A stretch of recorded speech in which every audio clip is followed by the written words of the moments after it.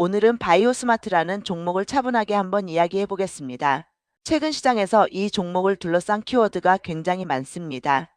전력 인프라, 에너지 고속도로, AI 전력 수요, 탈플라스틱, 그리고 정치 테마 이야기까지 이쯤 되면 많은 분들이 이런 생각을 하실 겁니다. 이거 그냥 테마주 아니냐? 아니면 너무 이것저것 하는 회사 아니냐는 생각 말이죠. 그래서 오늘은 바이오스마트를 단기 이슈 중심이 아니라 이 회사가 어떤 구조를 가진 회사인지, 그리고 주가가 움직인다면 어떤 이유 때문일지를 차분하게 처음부터 끝까지 정리해 보겠습니다. 바이오스마트는 2000년에 코스닥에 상장한 중견기업입니다.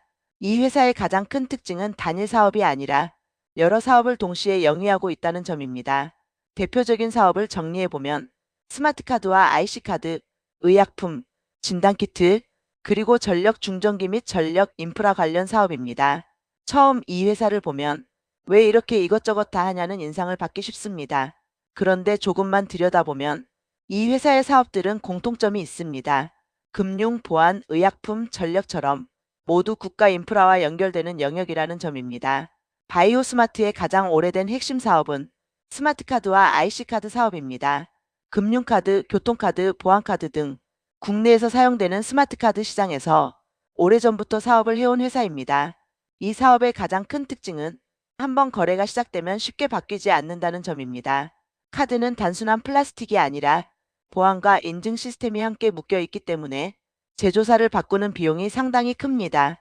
그래서 이 사업은 폭발적인 성장은 어렵지만 현금 흐름이 굉장히 안정적입니다.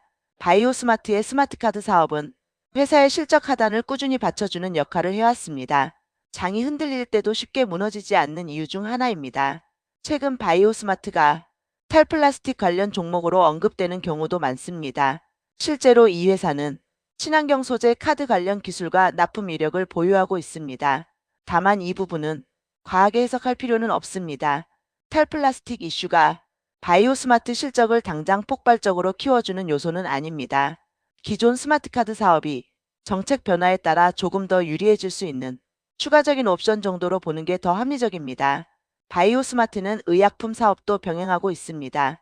전문 일반 의약품을 포함해 300종이 넘는 제품 포트폴리오를 보유하고 있고, 이 사업 역시 단기 테마와는 거리가 있습니다. 의약품 사업의 특징은 성장 속도는 빠르지 않지만 경기 방어적인 성격이 강하다는 점입니다.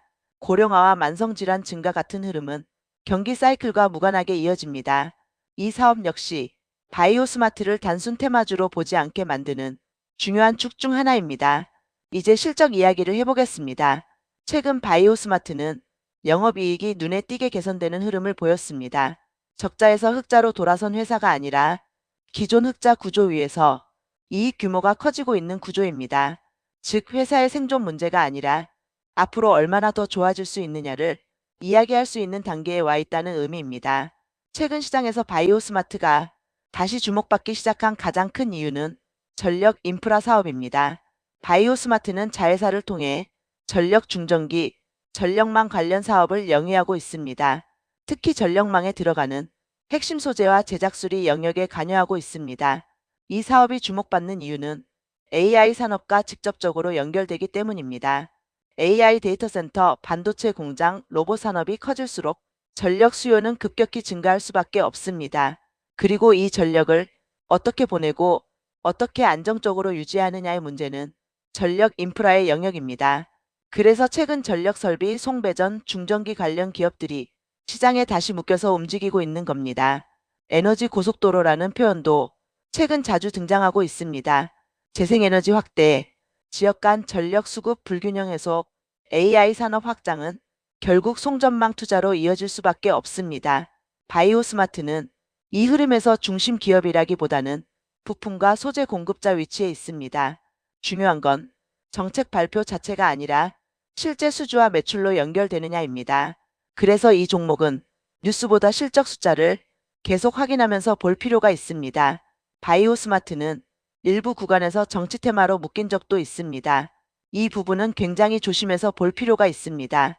정치 테마는 올라갈 때는 빠르지만 끝날 때도 빠릅니다. 바이오스마트를 정치 테마로만 접근하게 되면 이 회사의 사업 구조와 실적을 놓치게 될 수 있습니다. 주가 흐름을 보면 바이오스마트는 전형적인 단기 급등주와는 다릅니다. 한 번에 직선으로 가기보다는 오르내림을 반복하는 구조를 보여왔습니다. 이런 종목은 추격보다는 흐름을 확인하면서 대응하는 게 더 중요합니다. 정리해 보겠습니다. 바이오스마트는 완전한 테마주도 아니고 완전한 성장주도 아닙니다. 안정적인 기존 사업 위에 전력 인프라라는 성장 옵션이 얹혀 있는 구조입니다.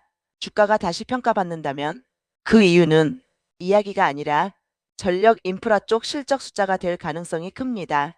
그래서 이 종목은 단기 급등 기대보다는 중기 흐름 관찰용으로 보는 시각이 더 적절하다고 생각합니다. 오늘은 바이오스마트를 차분하게 정리해봤습니다. 이 영상이 매수나 매도의 기준이 아니라 이 종목을 바라보는 하나의 기준점이 되었으면 합니다. 다음 영상에서도 뉴스 한 줄이 아니라 기업 구조 중심으로 이야기해보겠습니다.